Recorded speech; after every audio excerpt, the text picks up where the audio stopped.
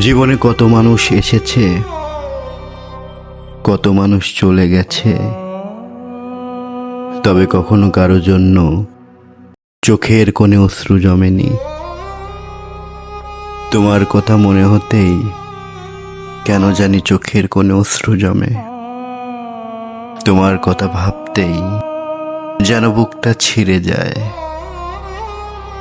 তোমার কথা মনে হতেই আমার চোখ দুটো টলমল। আসলে কি জানো, তুমি অন্যদের মতো ছিলে না।